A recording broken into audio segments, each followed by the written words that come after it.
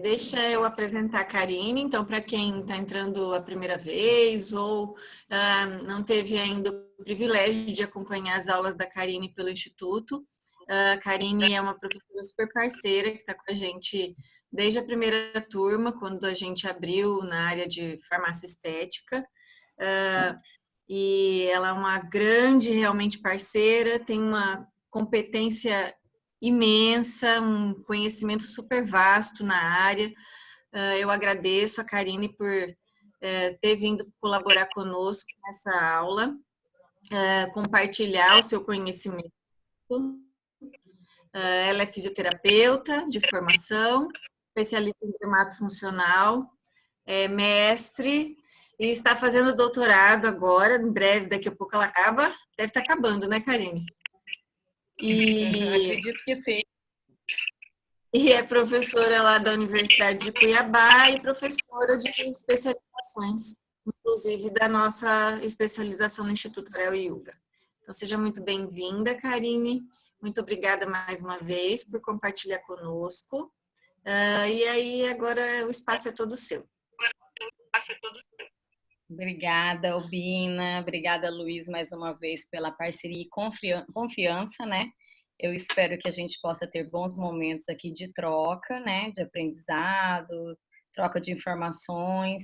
A Albina já apresentou um pouquinho de mim para quem está presente na aula. Então, meu nome é Karine, sou fisioterapeuta de formação, mas atuo há alguns anos já, quase 15 anos na área de dermatofuncional. Trabalho especificamente com a área de estética facial, então ela é o meu amor, assim, minha paixão é trabalhar com face, né, as afecções da face, e acompanho as meninas na formação acadêmica de base e também na formação posterior nas pós-graduações também. Então, o que eu puder contribuir com o assunto, fiquem à vontade, espero que gostem. Então, eu trouxe um material para a gente compartilhar sobre a temática, vou falando. Se acharem que estou falando muito rápido, pode também solicitar que seja um pouquinho mais lento. Conforme os questionamentos forem surgindo, podem perguntar, não há problema nenhum. Enquanto isso, a gente vai trocando um pouquinho as informações. Albina, só confirma para mim se está aparecendo a tela de apresentação da aula para vocês. Ah, sim, tem uma tela branca escrita seu nome, né? Agora acne juvenil e acne em adulto, certo? Vamos lá então, pessoal. Então, agora a temática, eu conversando com a Albina, a proposta era um pouco ter uma caminhada mais no sentido da acne em adultos, né? Porque acne juvenil já é um assunto que a gente já tem um pouquinho mais de facilidade de falar, já conhece um pouquinho mais sobre acne juvenil, né? Porém, a gente anda percebendo, a sociedade anda vivenciando um maior número nos casos de acne em adultos também, principalmente em mulheres, né? Então, é importante a gente conversar um pouquinho das similaridades e das particularidades entre uma e outra, porque as condutas que nós iremos trabalhar na parte da estética, ela também estará um pouquinho relacionada às similaridades da patologia, porque a patologia, afinal, ela é uma patologia que pode acometer tanto no jovem quanto no adulto, e essa diferenciação, ela faz com que as propostas sejam mais elegíveis para cada idade, para cada tipo de característica, que ela é muito individualizada também. Então, aqui tinha a minha apresentação inicial, que já foi muito bem realizada pela professora Albina, e vamos dando início. Então, aqui a gente tem o que seria a acne, né? Só relembrando, uma informação básica, né? E ali a gente tem uma unidade pelo sebácea. Com a glândula sebácea, a gente analisa no visual, essa glândula sebácea, ela está hipertrofiada, né? Então, o que é isso? Ela está aumentada, uma volumetria maior, porque a gente sabe que o que está acontecendo ali é uma maior produção de sebo, né? Então, a acne, ela é denominada como uma patologia crônica. Sim, ela perdura por muitos anos na vida, né? Muitas vezes durante toda a adolescência e também na fase adulta, durante longa parte da fase adulta de um indivíduo, né? Então, ela é uma patologia de característica crônica, multifatorial. Nós vamos conversar na aula os fatores que são mais estudados e mais explicados com relação à acne, né? E inflamatória, com presença de bactérias e inúmeros comprometimentos.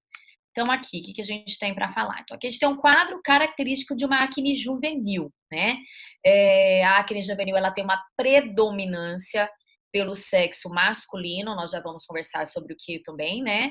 Mas ela tem essa característica, que ela é um pouquinho mais espalhada em toda a face, porém, como a gente observa nessa imagem, segunda imagem, eu tentei traçar uma linha mostrando que essa zona T da nossa face, que a gente chama de testa, nariz e mento, em geral são as áreas mais acometidas pelo quadro de acne, né? O que é explicado fisiologicamente porque são regiões onde a gente tem maior quantidade de glândulas sebáceas e maior atividade dos sebócitos, que são as células que vão estar produzindo sebo na pele, né?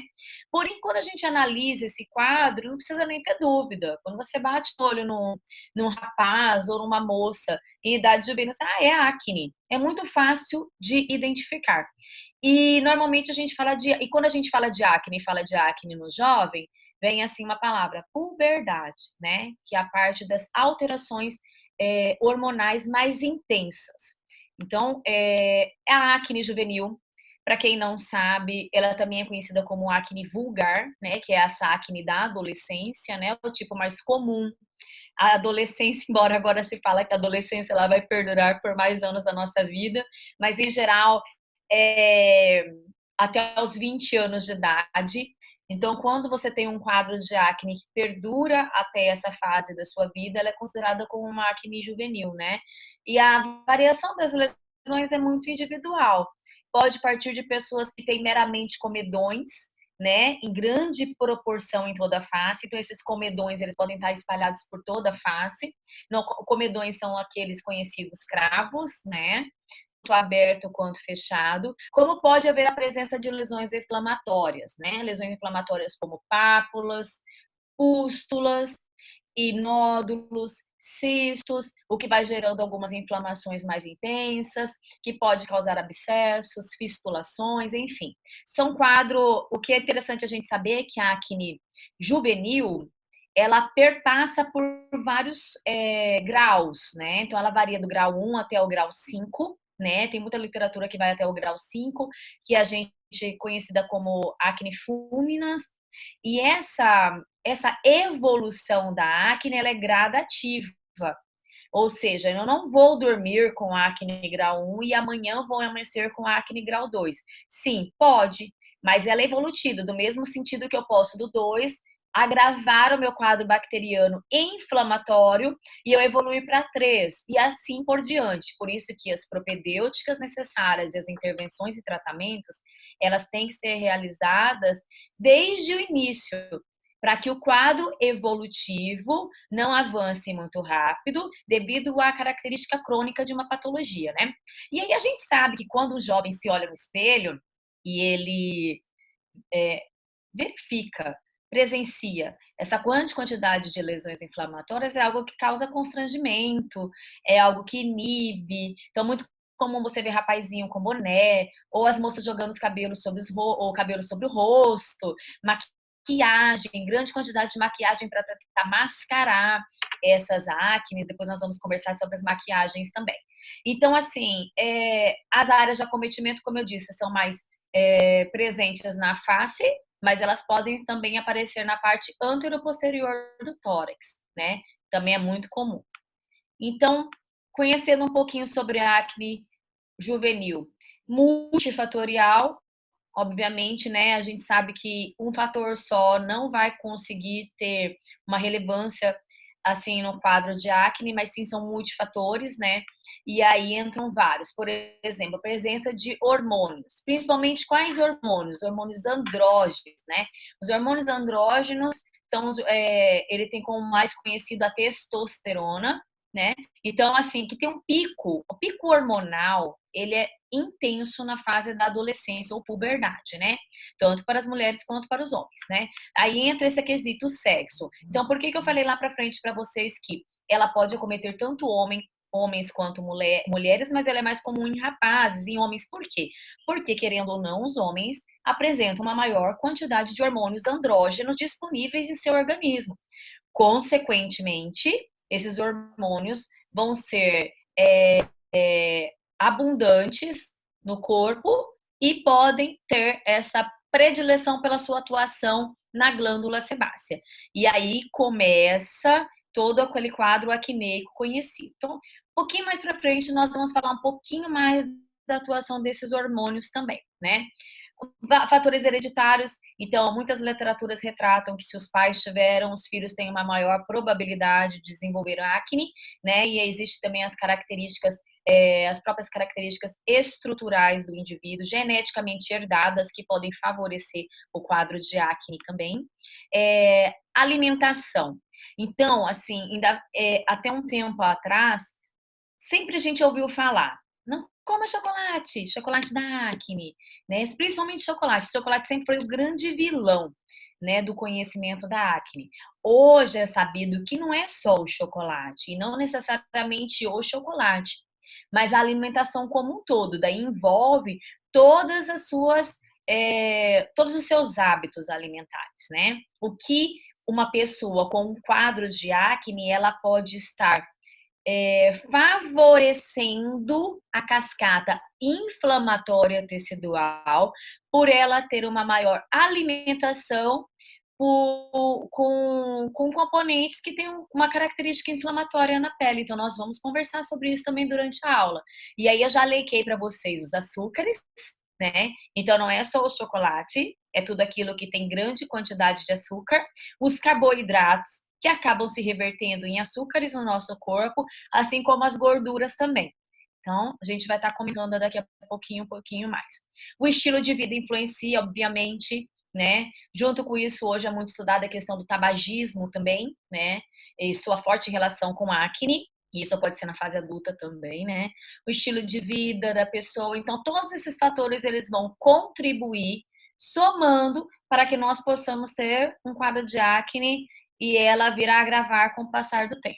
Então, aqui eu já trouxe uma outra imagem para vocês, né? Então, se nós tentarmos lembrar agora de como estava a imagem anterior, onde eu tinha um jovem com uma acne, né, a acne vulgar, então aqui eu passo a ter uma pele de uma mulher mais madura, uma acne adulta, né, onde a gente percebe que existe uma maior localização das lesões inflamatórias na região de mento, mandíbula, ao redor da boca, né? Essas lesões, elas também podem se estender para pescoço e colo. No dorso também é comum de acontecer, tá? Essa característica de lesões inflamatórias, principalmente no pescoço, elas remetem a uma forte relação hormonal, né? Então, ali, uma acne de mulher adulta, simbolicamente, quando a gente olha para aquela pessoa, a gente já sabe, poxa, ela já tem um pouquinho mais de idade, né? E que você analisa essa predominância de acnes nessas regiões, a gente consegue fechar um pouquinho a identificação de uma acne da mulher adulta ou do homem adulto, que é muito mais comum na mulher adulta, tá? Então, a gente vai dando, então agora a gente vai falar da acne adulta, né? Quando que a gente considera a acne adulta? Após as literaturas, elas falam, não tem um consenso de após 25 anos.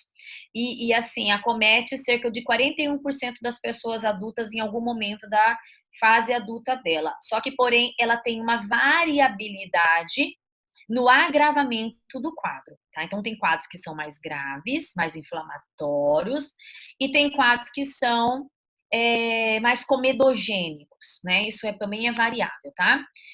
Costuma ser mais persistente do que a acne juvenil. Olha que tristeza, né? Então, é muito comum, por exemplo, na clínica onde eu atuo com as minhas alunas, é muito comum a gente ter na análise das nossas clientes de acne adulta esse relato de meu Deus, eu sofro há muitos anos com acne. Eu faço de tudo, mas ela vem, vai, né? Muitas vezes até os 40, 45 anos ou mais. Então, ela tem uma característica, uma cronificação das lesões por um longo período de tempo da vida, né? acomete potencialmente as mulheres, como eu disse para vocês, ela é menor nos homens, a incidência de acne adulta masculina é menor, no homem ela é maior na juventude, na acne vulgar, tá? Então, vamos lá falar um pouquinho dos fatores. Então, a gente já sabe que assim como na acne juvenil, a acne adulta, ela é multifatorial. Mas ali estão eles, os hormônios, né? Os andrógenos, né? Como a gente pode falar, a testosterona em particular, né? Aí a gente vai dizer assim, poxa, mas professora, você acabou de falar que a acne adulta, ela comete mais as mulheres. Isso. Você também disse que os homens têm uma maior produzem uma maior quantidade de hormônios andrógenos, com certeza, né? Porém, ambos os sexos, tanto os masculinos como os femininos, nós temos quantidades variadas de hormônios, tanto dos sexos masculinos quanto dos sexos femininos. Existem mulheres que têm uma quantidade maior de andrógenos circulantes, assim como tem mulheres que não têm uma alteração potencial hormonal, porém a quantidade que seu organismo produz, que a gente sabe que produz, principalmente de testosterona, ela consegue atuar diretamente nos receptores presentes nos sebócitos. O que é isso? Os receptores daquelas células produtoras de sebo na glândula sebácea. Então, é como se fosse um ímã. Ela tem uma afinidade, né? Então, assim, não necessariamente, quando a gente fala de um quadro de acne adulta, em especial nas mulheres, não necessariamente num exame clínico, você vai perceber grande alteração na presença dos andrógenos. Porém, somando a várias outras características, que muitas vezes quem vai fazer esse diagnóstico, na maioria das vezes, porque a pessoa já passou por um dermatologista, por um médico, já realizou os exames necessários, e vai haver uma fusão de informações. E tudo isso vai levar a crer que o quadro da sua cliente ou do seu cliente é acne adulta, né? Então, oleosidade excessiva. Obviamente que peles oleosas, elas têm uma maior tendência ao desenvolvimento de acne, né? Isso é sabido, isso é de comum acordo, porque se eu tenho uma pele oleosa, eu vou excretar mais sebo pela minha glândula sebácea. Com isso eu vou ter mais comedão, com isso eu vou ter mais pápula, com isso eu vou ter mais pústulas também. Eu vou ter uma maior produção de sebo. Ok. Então, se eu já tenho uma pele desde a minha juventude com maior oleosidade, eu tenho maior predisposição a ter a acne na fase adulta também, certo? Porém, é importante que a gente saiba, embora...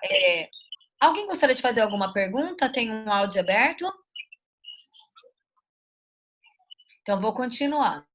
Então, embora nós saibamos que a oleosidade ela é mais persistente em peles acneicas, a gente sabe que peles acontecem de ter peles secas que desenvolvem acne adulta. Meu Deus, mas como? Pele seca com acne adulta? Sim, porque volta naquela questão que eu falei para vocês agora mesmo. Muitas vezes a testosterona produzida pelo organismo daquela cliente é suficiente para obter uma maior resposta nos seus receptores na glândula sebácea. Bem como a gente vai falar ainda mais, múltiplos fatores. Então, só a pele seca dela não vai ser impeditiva de ela ter uma acne na fase adulta. Alimentação. Daqui a pouco nós vamos explicar passo a passo da alimentação e como ela influencia. E isso é muito importante enquanto profissionais da área da beleza, da estética, que nós saibamos explicar certinho para os nossos clientes como a alimentação influencia, gente. Porque assim, às vezes a pessoa leva na brincadeirinha, achando que é uma coisa assim, ou tipo, não, eu não como chocolate. Tá, você não come chocolate, mas como é a sua rotina alimentar? Porque não é só o chocolate, né? São múltiplos fatores. Vamos lá. Ovários policísticos. Então, existe uma síndrome muito conhecida entre as mulheres, chamada de síndrome dos ovários micropolicísticos ou policísticos, né?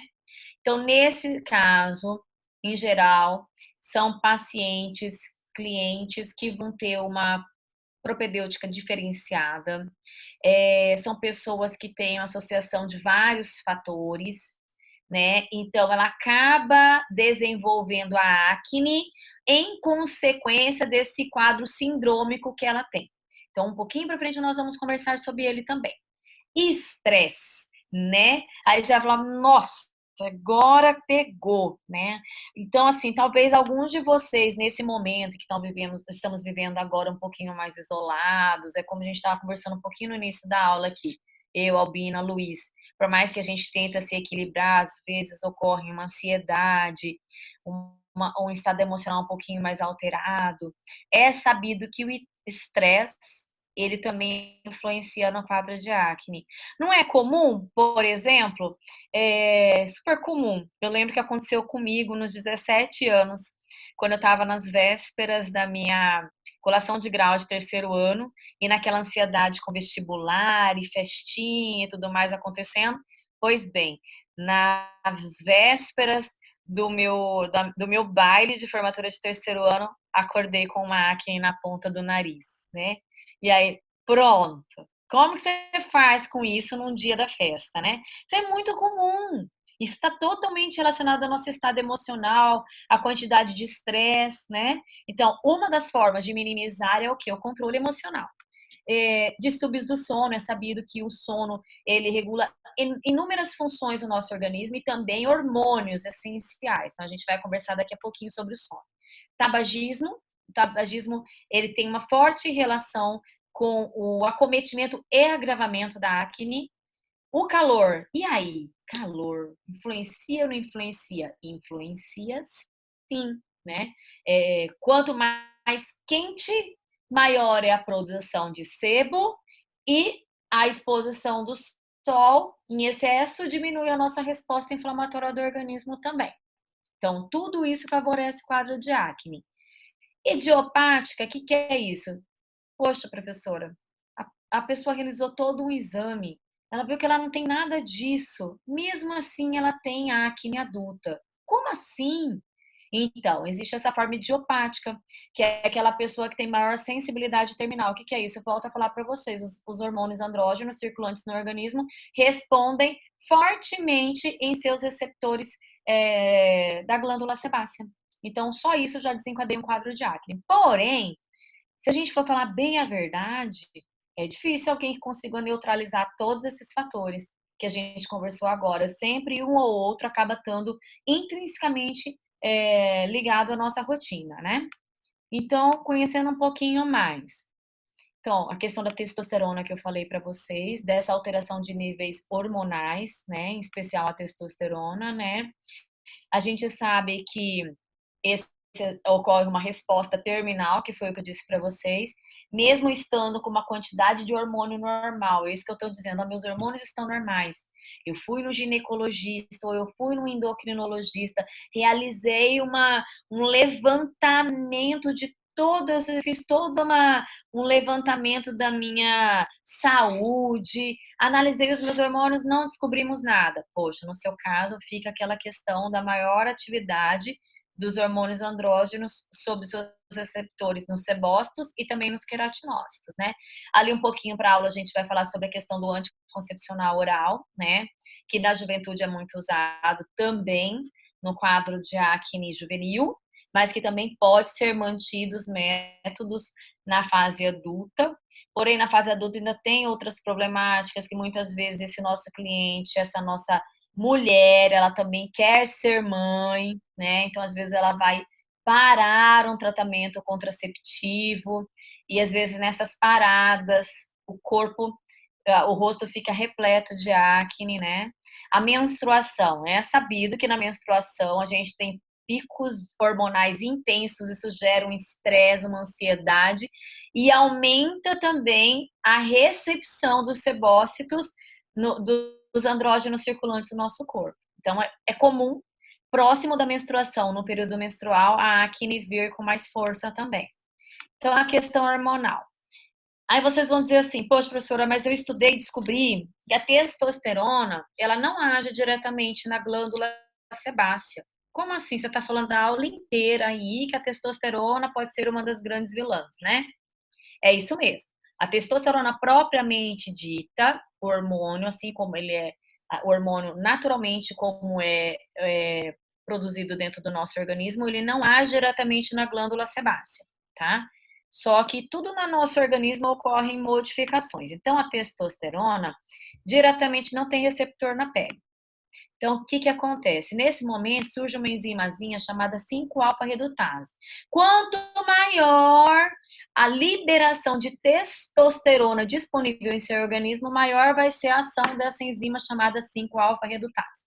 O que que essa enzima faz? Ela se liga na testosterona e converte, transforma a testosterona em uma outra forma que a gente chama ela de dihidrotestosterona. E essa dihidrotestosterona é uma forma de hormônio, né, que age diretamente na secreção sebácea. Então aí a gente começa a entender como que a testosterona consegue agir diretamente na excreção sebácea. E a alimentação? Pois bem, vamos começar sobre algumas coisas.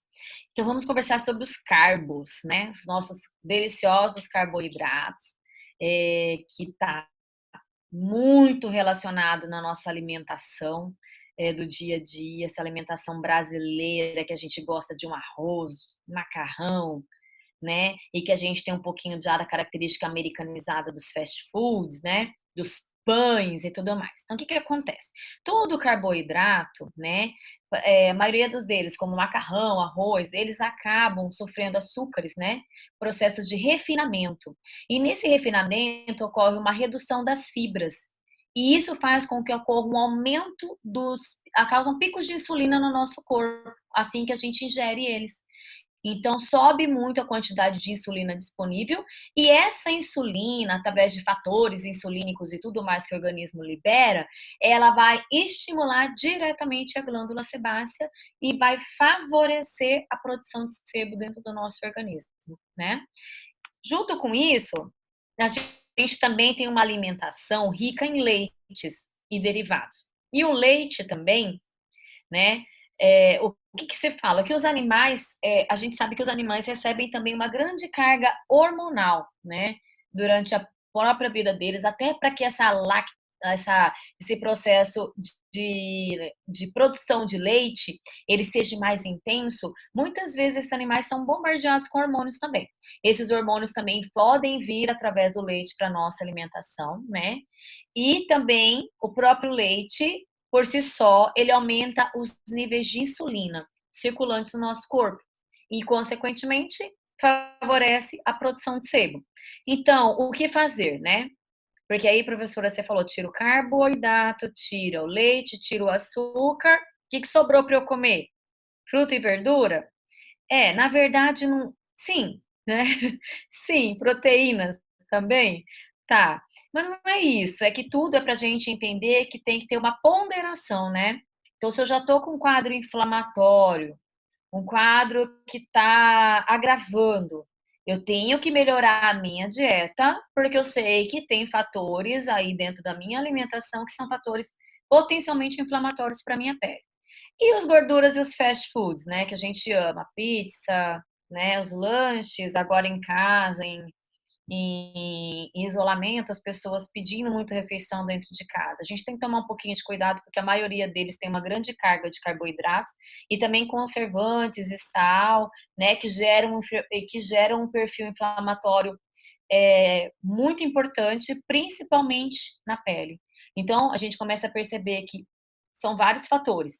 E o chocolate? Então, o chocolate, aquele que a gente compra na faixa de 5, 6, 7 reais, lá das marcas, enfim, que são aqueles que são deliciosos, né? Porque a gente deveria estar fazendo uma ingesta mais do cacau, então aqueles chocolates mais escuros, amargos, com 70%, 60%, eles são melhores, porque eles têm menos açúcar, né? O teor de leite também é reduzido, né? Então, quando a gente compra o chocolate baratinho, esse chocolate baratinho, lotado de leite e açúcares, então acaba que, então não é o cacau, mas sim as misturas que estão na composição desse chocolate. Então, essa hiperinsulinemia que advém dos alimentos, né, vai atuar sobre os ovários, né? Que vai fazer com os nossos ovários, no caso das mulheres, produzam mais andrógenos, né? Porque a mulher precisa ter alguma coisa para desencadear mais. Com maior produção de andrógenos, ocorre uma menor conversão dessa testosterona livre em estrogênio, então começa a ter maior liberação de testosterona e aumenta os andrógenos livres. Esse andrógeno livre, essa testosterona livre fica solta, 5-alfa-redutase vem, se gruda nela, transforma em dihidrotestosterona e aí eu passo a ter uma glândula sebácea super excretora de sebo, tá? Então, com isso a gente fecha o quadro. E aí, vamos falar um pouquinho brevemente sobre síndrome dos ovários policísticos. A síndrome dos ovários policísticos, né? Assim como todo quadro de acne, muitas vezes, porque na maioria das vezes, a acne ela requer um conjunto de atuação de profissionais, né? Então, entra o ginecologista, o dermatologista com algumas intervenções, o profissional de múltiplas áreas da estética, como esteticista, fisioterapeuta, farmacêutico, biomédico, que atuam com a pele propriamente dita. Os profissionais que são especializados nessa área, né? E aí a gente fala, quando a gente fala da síndrome de ovários policísticos, aí sim, eu tenho um quadro sindrômico que não é meramente resposta da pele, mas é no meu organismo como todo uma alteração. Nos meus ovários também, então pode estar interligada com alterações, graves alterações menstruais e também até com quadros de infertilidade. Então passa de um comprometimento não é mais só a acne. A acne ela acontece em decorrência dos ovários micropolicísticos. Então, ela está dentro da característica total da patologia, né? Então, é muito comum, cerca de 15% das mulheres desenvolvem ovários policísticos durante sua vida. É muito comum também a presença de pelos, principalmente na região mentoniana, né? Menstruação irregular e alteração hormonal nesses quadros, tá? Como eu disse para vocês, geralmente tem uma associação dermatológica também ginecológica, então ela tem uma característica de androgenização. O que é isso? Aumenta demais a excreção de andrógenos, liberando muita testosterona no organismo dessas pessoas com ovários policísticos, o que estimula a glândula sebácea, né? E ela tem maior o quê? Quadro de resistência à insulina. O que é isso? A insulina vai atuar mais também no organismo, então tem que cuidar muito da dieta. A dieta, nesses casos, ela é primordial para não agravamento do quadro inflamatório.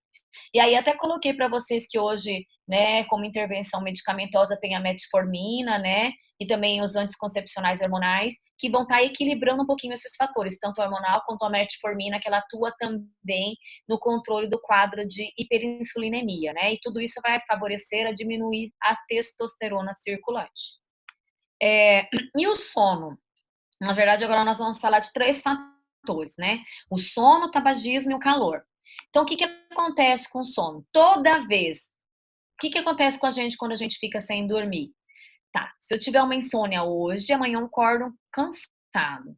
Se ela persistir na próxima noite, eu mais cansado ainda. Terceira, quarta noite, a gente já tá tendo um quadro de estresse muito grande. E toda vez que nós ficamos estressados, ocorre uma maior liberação de cortisol. E o cortisol, ele consegue favorecer a liberação dos andrógenos circulantes e que atuam também diretamente na glândula sebácea, tá? Os tabagistas. Então, o tabagista, ele consome a nicotina, e a nicotina, ela libera uma grande quantidade de acetilcolina no nosso corpo, né? Esse acetilcolina, ele vai agir diretamente na glândula sebácea e também vai favorecer a excreção de sebo, ou seja, o tabagismo, ele está diretamente ligado à excreção sebácea, tá? O calor também em excesso, ele aumenta a oleosidade, obviamente quando está mais quente a gente acaba suando mais e também produzindo mais sebo na pele, isso é comum, né?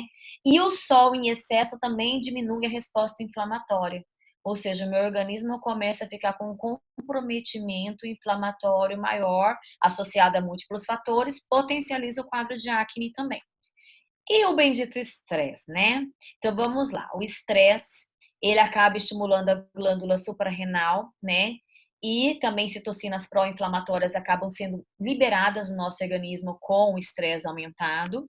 Com isso, há uma maior secreção de adrenalina e cortisol no seu organismo, que vão agir diretamente na liberação de androgênios ou mesmo atuar sobre os androgênios que estão no meu corpo já e que vão agir diretamente sobre a glândula sebácea, levando a um quadro acneico. Então, o controle da parte emocional é de grande valia na gênese, no total, em toda a situação do tratamento do acne, tá? Então, aqui, o que eu queria dizer para vocês? Quando a gente fala de acne, a acne ela tem uma fisiopatologia. E essa fisiopatologia ela não muda, ela é a mesma, tanto para o jovem quanto para o adulto. Que é o quê? Né? Eu tenho aqui uma acne evolutiva, mostrando uma imagem para vocês do A, onde eu tenho uma glândula sebácea com uma unidade pilosebácea comum. No B, formação de comedão aberto, ponto preto, né? No C, um comedão fechado, no D, uma pápula e no E, uma lesão pustulosa inflamatória já disseminada na pele. Tudo isso explica pra gente o quê? Que quando eu tenho um quadro de acne, normalmente eu tenho essa fisiopatologia de maneira evolutiva. Então, eu vou ter uma hipersecreção sebácea, glândula sebácea hiperprodutiva, os sebócitos, os queratinócitos trabalhando demais. Junto com isso, com essa maior atividade dos queratinócitos, começa a ter uma pele mais espessa, mais hiperqueratinizada. Essa pele mais espessa, hiperqueratinizada, ela fecha, ela tampona a sua pele e com isso a excreção sebácea fica ali fechada no infundíbulo.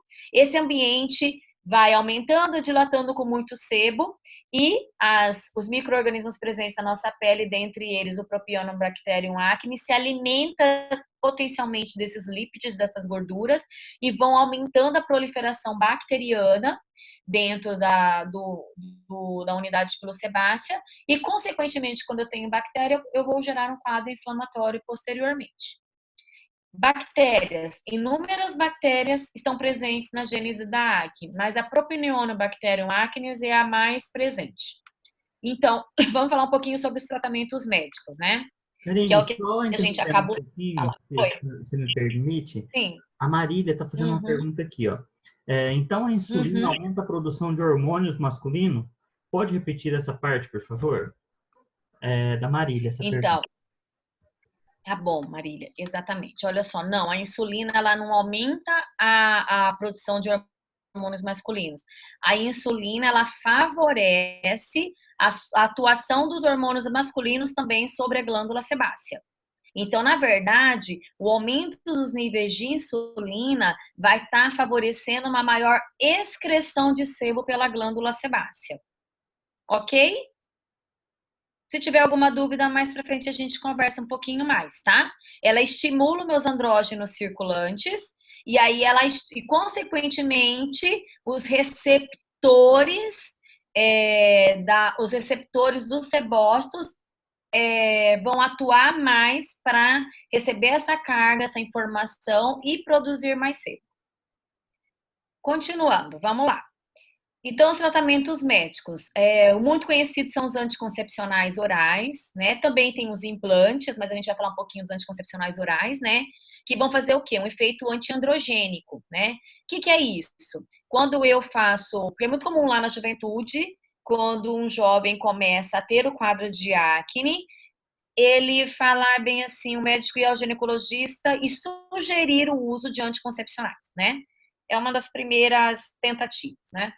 Como que acontece? Então, o anticoncepcional oral, ele vai estimular enzimas que que levam para fora os andrógenos e reduz a atividade da enzima 5-alfa-redutase. O que é isso? Quando eu dou uma carga de outros tipos de hormônios para o meu organismo, eu consigo fazer com que esses andrógenos tenham a sua atividade minimizada.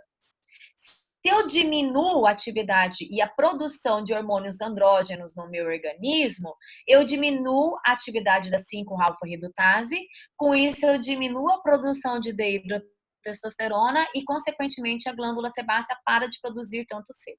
Tá? Os implantes também podem atuar.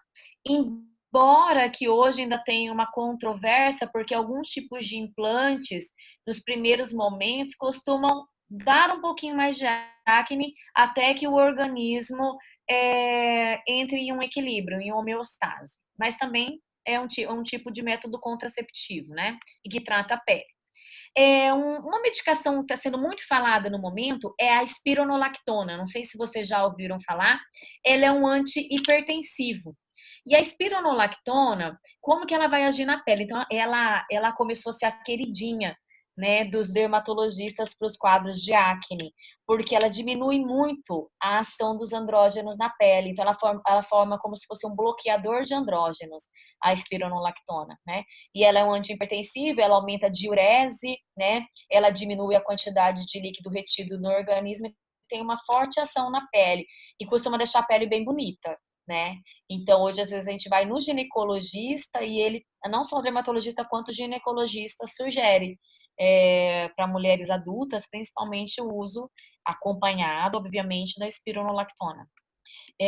A metformina, né? Que faz o quê? O que a metformina vai fazer? Vai diminuir aquela atividade da insulina sobre os sebócitos, né? E pode atuar também na conversão dos androgênios. O que é isso? Diminuir a atuação da enzima 5-alfa-redutase, não deixando a testosterona virar deidrotestosterona. Então, é um medicamento bastante usado também, né? A antibiótico terapia, que é muito conhecida, é antiga, né? E aí existem vários tipos de antibióticos, embora que já está um pouquinho mais em desuso, né? Hoje já tem outras medicações, como a isotretinoína, né? Que está sendo bastante usada, muito conhecida como Rocutan, né? E que a isotretinoína, como que ela age? Ela vai agir diretamente na diminuição da atividade da glândula sebácea. E lembram lá do quadro de fisiopatologia evolutiva da glândula da acne? Ela inicia com uma hipersecreção sebácea e uma hiperqueratinização folicular. Portanto, se eu tenho uma medicação que já vai atuar diminuindo a produção de sebo, eu consequentemente vou estar reduzindo o agravamento e a evolução, desculpa, da patologia em si. É também uma medicação muito utilizada, mas assim como toda medicação, assim como são todas as outras, ela vai ter os seus pontos positivos e os seus pontos negativos. Depende de cada análise, caso a caso, para identificar, né?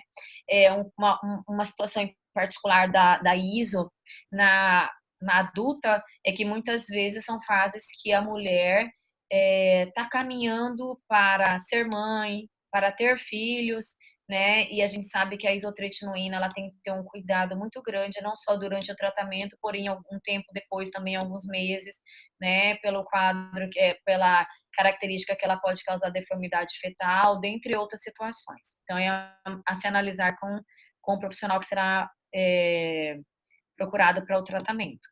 E aqui eu vou falar um pouquinho das sequelas. Então, hoje também, como dentro da dermatologia, tem as opções aí, já nós só falamos das cicatrizes, quando a pessoa já está num outro processo, já passou da quadro inflamatório, e aí ela pode estar entrando com laser de CO2, um laser de Erbil, que são lasers que vão fazer um aquecimento na pele, vão promover uma produção de colágeno e elastina importante, né? O Spectra, que também trabalha a parte das hipercromias, das hipercromias adquiridas, né, que são geralmente as pós-inflamatórias, dentre outras, microagulhamentos que podem ir 1,5, 2,5 milímetros, que estimulam a derme potencialmente, né? Então, várias outras alternativas. E dentro da parte farmacêutica de medicações também, e daí tem todos os retinoides que podem ser utilizados, né, que tem uma resposta muito importante, porque diminui aquela hiperqueratinização, né, dentre eles tem o adapaleno, que é muito conhecido, próprio ácido retinóico, né, que pelo que eu conversei com a professora Albina, dentro da farmácia pode ser prescrito até 10%, então ele pode estar associado no tratamento, né, para obter um resultado significativo. Ácido azelaico, muito conhecido, né, um potente bactericida, anti-inflamatório, diminui a queratinização excessiva, né, então com isso eu afino essa pele, controlo as bactérias, consequentemente eu vou estar atuando no efeito anti-inflamatório. Peróxido de benzoíla também, que tem essas características, né, que também vai atuar no controle da bactéria, na diminuição da queratina depositada. A finasterida, né, que inibe a ação da 5-alfa-redutase. A finasterida muitas vezes é usada em associação em quadros de alopécia, né? Porque é sabido que a testosterona em excesso no folículo piloso, ela tem uma ação ruim no folículo piloso, e aí ela acaba favorecendo a queda do pelo, do cabelo, né? Então, a finasterida, ela é muito utilizada no tratamento também, quando a pessoa está relatando alopécia, porque ela vai inibir a conversão da testosterona na dihidrotestosterona, então, consequentemente, ela não vai atuar nem na glândula sebácea e nem no pelo, propriamente dito. Então, são algumas atuações que a gente vê falar, que a gente lê em artigos e que vê que é o que está sendo mais trabalhado ultimamente, né? E quantas melhorias? O que pode ser feito dentro de tudo isso, né? Então, tem as suplementações alimentares, né? Que você pode prescrever utilização de alimentos ricos em zinco, que é um sebo regulador importante, selênio, magnésio, cobre. Tem tantos minerais essenciais que regulam funções do nosso corpo e que vão fazer controle de sebo, que vão atuar sobre redução da atuação da insulina diretamente sobre a pele, entre outros fatores, né? Reduzir, como a gente falou, já falamos, açúcares, carboidratos e gorduras, melhorar essa alimentação, a substituição de carboidratos, massas brancas, né, por integrais, a suplementação, né, de uma alimentação mais rica em castanhas, em alimentos que vão trazer uma nutrição diferenciada para o seu organismo, os antioxidantes, que são excelência para todo o tratamento hoje, combater radicais livres tem tudo a ver com pele, com envelhecimento, com acne, com tudo, né? Vitamina A, né, que vocês sabem que é o retinol, que tem uma atuação excelente, tem várias alimentações ricas em alimentos ricos em vitamina A, para dar uma resposta bacana, e consequentemente, gente, precisamos cuidar do nosso estilo de vida, né? Precisamos fazer atividade física também, porque a gente viu que se você estiver muito estressado, ou se você não dorme bem, consequentemente, tudo isso irá agravar o teu quadro de acne, tá? Então, são melhorias, são adaptações que a gente tem que fazer. Então, agora, a gente vai caminhando para o final do nosso encontro, porque aí eu expliquei para vocês tudo o que acontece, o que está envolvido, mas e agora, como eu posso tratar, né? Então, a gente vai conversar mais nas possibilidades de tratamento dentro do cunho da estética, da atuação da estética, da fisioterapia, da farmácia, da biomedicina, né? O nosso cunho de tratamento em cabine, aquilo que a gente pode fazer para melhorar a pele do nosso cliente, tanto no juvenil quanto no adulto, mas agora eu estou dando um enfoque mais no adulto, né? Mas assim, a propedêutica ela é semelhante, tá? Então, dentre as possibilidades de tratamento, temos inúmeras, né? Agora, como eu vou desenvolver esse tratamento, vocês vão dizer assim, como que você faria? Você venderia 10 sessões de, vamos supor, ozonioterapia? Não. Você sempre vai fazer um protocolo de tratamento embasado nas necessidades individualizadas do seu cliente.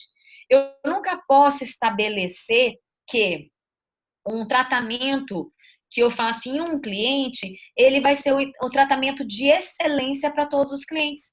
As respostas, elas são muito individualizadas, né? Elas variam muito entre as pessoas. Então, na verdade, às vezes, aquilo que eu acredito que dá muito bem, ou que eu faço e dá muito bem com um cliente, com muitos outros pode não dar da mesma forma. A resposta pode ser mais lenta, ou tem outros vários fatores envolvidos nessa situação. Então, o que a gente precisa ver? Que a análise ela é individual e que o bom profissional vai ser aquele que vai fazer uma complementação das necessidades do seu cliente. Então, tá. Então, começando pela pele, a gente sempre vai falar da limpeza de pele, tá? Ela vai falar, nossa, limpeza de pele? Sim, a limpeza de pele, o que acontece?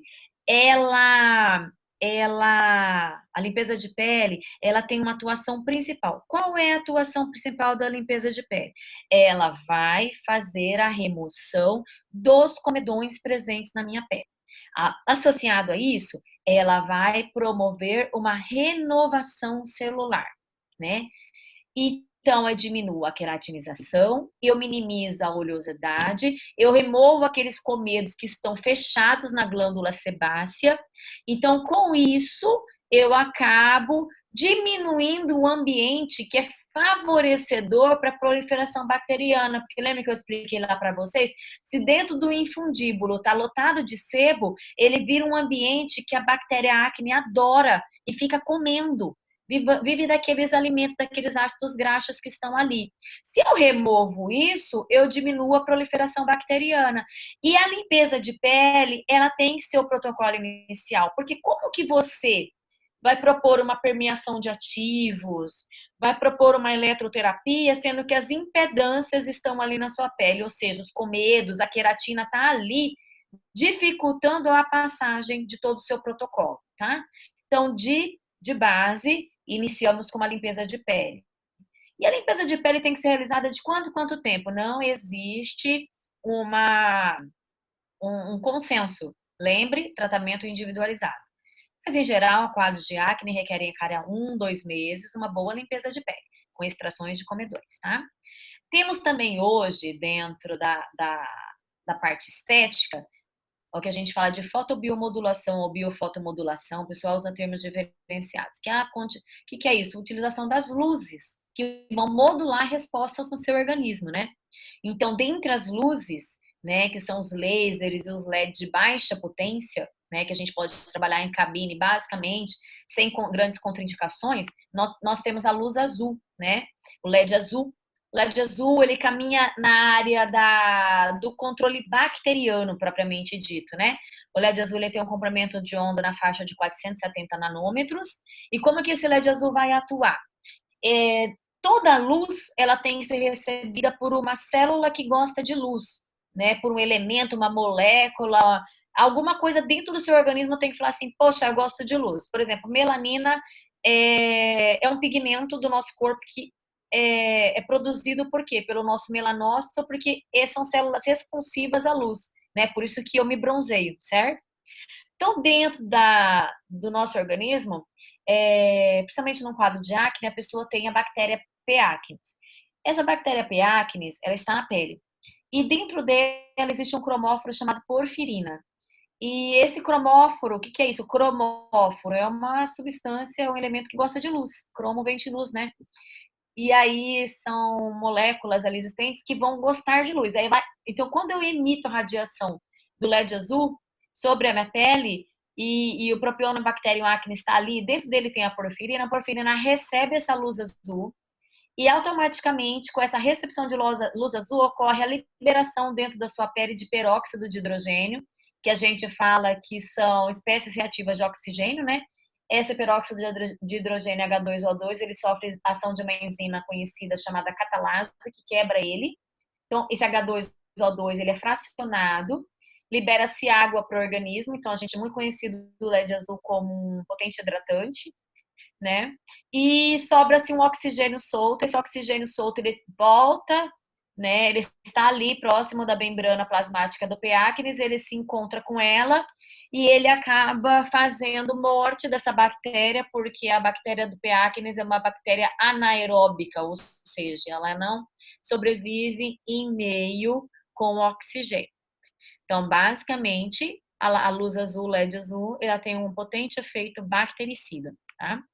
E o laser infravermelho, na faixa de 808 nanômetros, assim como o vermelho também, laser estéticos, né, de baixa potência, o vermelho na faixa de 660 nanômetros, eles têm uma atuação sobre o citocromo C oxidase, né? Esse citocromo C oxidase é um cromóforo que se encontra no interior das mitocôndrias, né? Porém, o laser infravermelho, ele vai atuar um pouquinho mais profundo que o vermelho. Então, ele vai numa derme mais profunda, podendo chegar até na região muscular, articular. Já o laser vermelho, ele é mais superficial. Ambos, quando radiados sobre a pele, vão agir sobre as mitocôndrias do nosso corpo, que as mitocôndrias são organelas presentes em todas as células. Essa mitocôndria, uma vez ativada, porque quem recebe a luz é o citocromo C oxidase, ele vai fazer com que a mitocôndria trabalhe mais. Essa mitocôndria vai produzir mais ATP, que é adenosina trifosfato, e vai ter várias respostas a nível tecidual.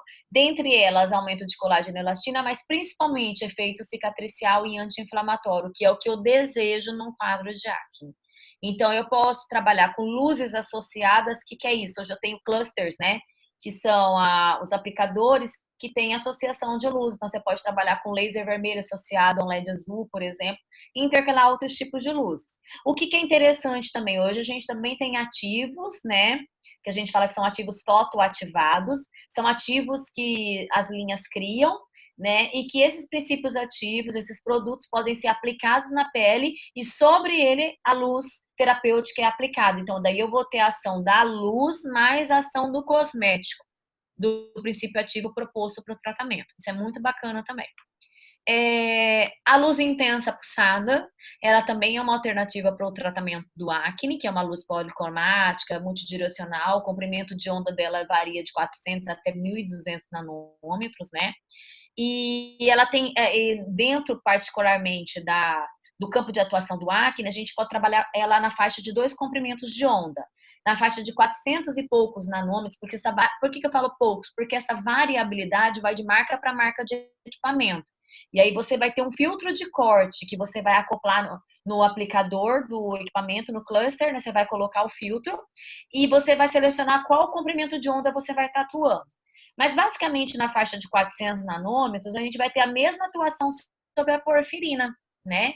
E aí vai ter a mesma produção de peróxido de hidrogênio, que eu já sei que vai atuar sobre o P. acnes, fazendo a morte da bactéria. Então, nessa primeira faixa de comprimento, eu tenho uma atuação importante bactericida. E aí, consequentemente, eu posso aplicar a luz também nas faixas de 900 nanômetros, 800 e pouco.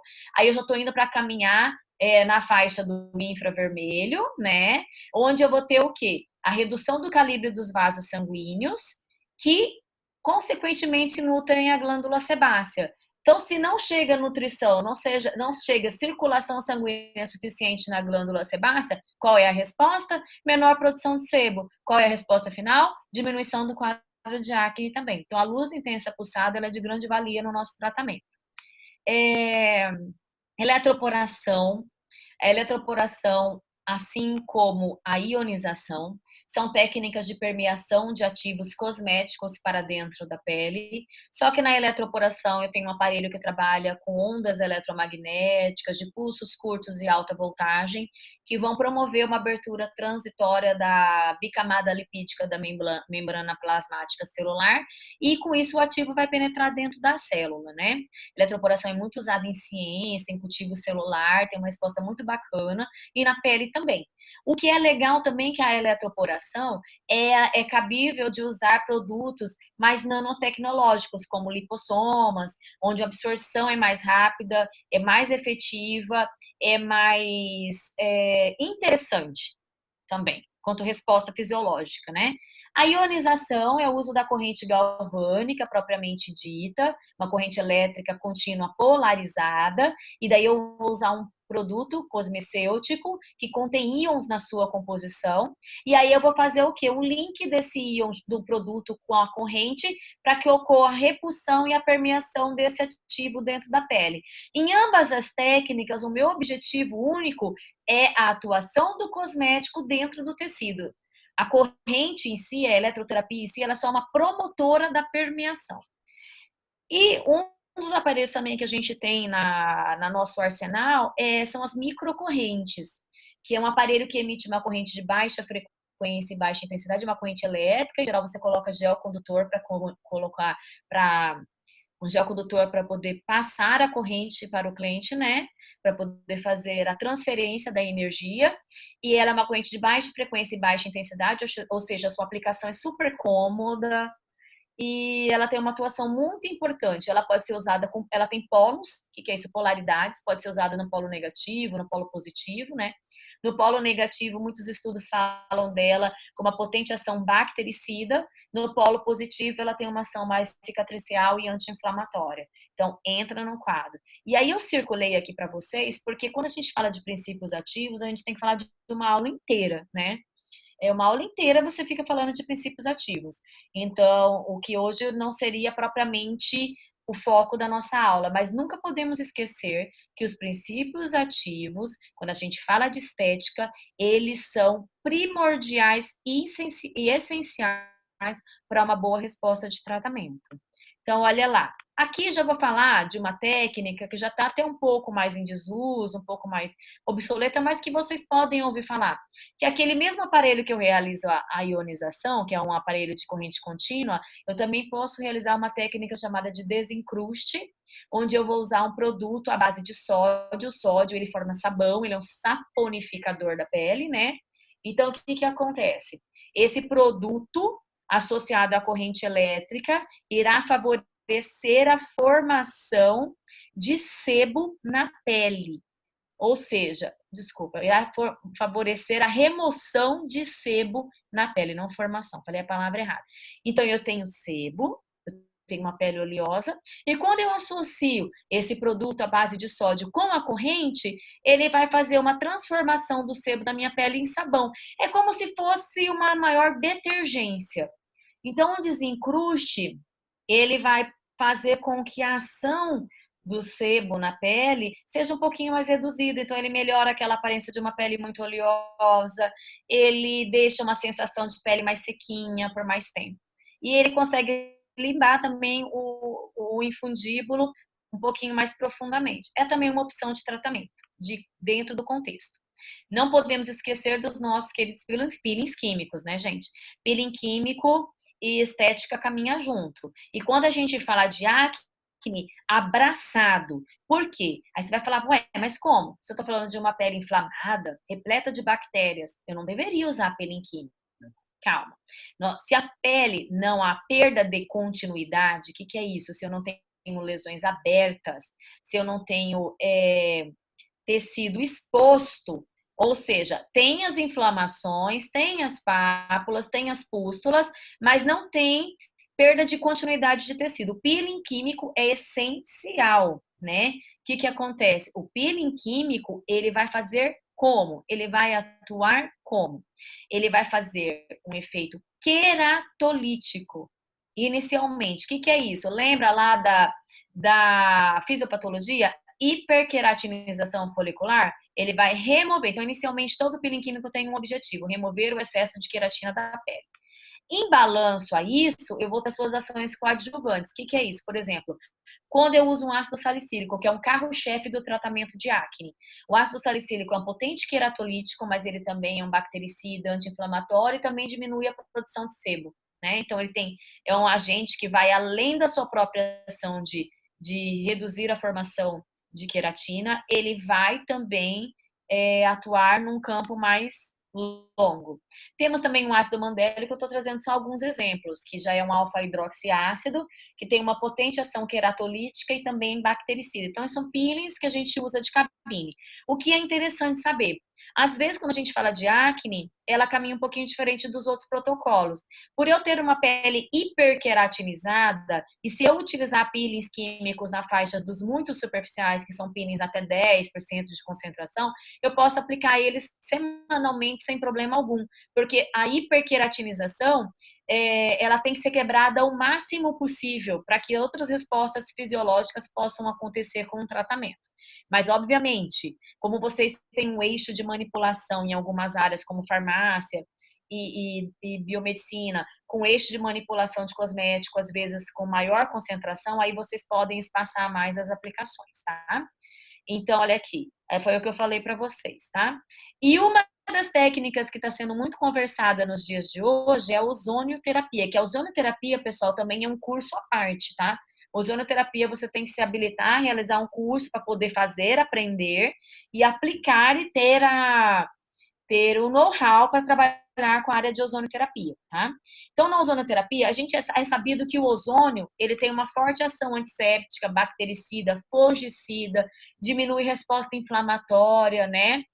Então, assim, ele é super importante no tratamento da pele de uma maneira geral, né? Então, assim, ele vai muito além. Além do que? Vocês vão falar, o que é CAO aí, professora? Antioxidante. Tá? A ozonioterapia, ela tem uma ação antioxidante muito importante. Ela vai muito além do trato da acne, mas nós vamos ter a acne. Mas a ozonioterapia pode ser tratada, pode ser usada em gordura localizada, ela pode ser usada em em flacidez cutânea, dentre outras afecções estéticas também, tá? Então, ozônio, o que esse ozônio faz? Quando esse ozônio entra na sua pele, ele vai agir sobre a membrana plasmática das células, causando peroxidação das glicoproteínas. Com isso, ocorre a lise, o rompimento da parede, né? Aí, esse ozônio penetra dentro da célula. Quando ele penetra dentro da célula, por um pequeno orifício que foi lisado, ocorre a oxidação dos aminoácidos e dos ácidos nucleicos ali celulares, no caso, né, do P. acnes. Daí leva o quê? A morte celular, tá? No caso do trato da pele com bactéria acne, tá? Ocorre também a opção hoje de ozonização de óleos vegetais e também de água. Então, hoje você aplica o ozônio em óleos vegetais com diversas especificidades de óleos e suas características, e aí a pessoa pode estar usando topicamente sobre a pele, tá? De uma maneira graduada, e aí os cursos vão explicar como utilizar para isso não favorecer a comedogênese. As águas ozonizadas também, que podem ser usadas para a própria asepsia da pele e controle bacteriano, né? Pode ser usado na forma de injeção subcutânea, ele pode ser aplicado também diretamente na pele, tá? Então, assim, desculpa. Então, acaba que a ozonioterapia ela tem um leque de atuação e também tem uma resposta muito bacana no tratamento da acne. Os peelings mecânicos são alternativas também, principalmente o peeling de cristal e o peeling de caneta diamantada. Mas olha ali, precisa ter uma inflamação controlada, gente. Então, se eu tenho um quadro de acne onde está mais comedogênico, ele é super legal. Ou quando o quadro inflamatório já está regredido e você entra com os peelings para diminuir a queratina, para afinar a pele, para melhorar os orifícios das possíveis cicatrizes atróficas. Então, assim, quando a pele estiver muito inflamatória, ele não vai poder ser aplicado. Por quê? Porque ele vai causar um traumatismo sobre aquele tecido inflamatório, podendo me gerar manchas, hipercromia, cicatrizes, enfim, né? Então, ele favorece a renovação celular, requer análise individual, né? E geralmente nós temos o peeling de cristal e a caneta diamantada, que são os que vão ter mais atuação, tá certo? E para cicatrizes, porque a gente falou assim, tratamos lá e posso tratar meu cliente no todo, chega no momento que ele vai ter cicatrizes, vai ter hipercromias, né? O que pode ser feito? Então, a gente pode entrar com a radiofrequência, né? Então, a gente já trabalhando agora, agora a gente não está trabalhando mais propriamente a acne, a gente trabalhando as sequelas, né? Então, a radiofrequência, como todo mundo sabe, é um aparelho que aquece o tecido através das ondas eletromagnéticas de alta frequência. Com esse aquecimento, eu vou ter uma inflamação controlada e a minha resposta vai ser uma neoprodução de colágeno e elastina e um remodelamento do meu colágeno e elastina existente, o que é super legal, principalmente para as questões das cicatrizes atróficas, né? Hoje, na estética, nós temos também os ultrassons microfocados, né, que são ondas ultrassônicas que podem atuar até profundamente no sistema SMAS, que a gente fala, que é o sistema músculo aponeurótico superficial, vai fazendo pontos de coagulação, né, nessa região e também desnatura o colágeno, fazendo com que o colágeno seja realinhado. Então, o ultrassom microfocado, além de você ter uma tensão muscular, você também vai ter uma melhoria da pele, o que é bacana para o pós, né? Os microagulhamentos, lembrando que para a gente ter uma resposta a nível de derme, tem que ser os microagulhamentos acima de 1 milímetro, né? E até meio milímetro é só drug delivery, né? Que é a entrega de cosméticos, que também é bacana em alguns momentos, né? Mas que se a gente associar os agulhamentos mais profundos associado ao drug também potencializa mais ainda, cada área dentro da sua competência e da sua profundidade. Temos os eletrocautérios, que são aparelhos que emitem uma radiaçãozinha, né? E através de uma corrente elétrica, que vai fazer você pode trabalhar dentro dos pontinhos de hipotróficos, de cicatrizes atróficas, que são os buraquinhos, e aí ele vai fazer uma leve queimadurinha, isso vai promover um processo inflamatório, e o objetivo é a produção de colágeno e elastina. Também pode trabalhar em cima de manchinhas, de hipercromias residuais. E a intradermoterapia pressurizada, que também é uma alternativa hoje para quem não pode trabalhar com os invasivos, no caso, por exemplo, a estética, a fisioterapia, que não podemos atuar praticamente no invasivo, a gente vai estar utilizando a intradermoterapia com a associação de blends de cosméticos, de ativos, preenchedores, antioxidantes, que vão ser penetrados na pele e que vão estar contribuindo para o tratamento dela como um todo. Então, pessoal, acho que é isso.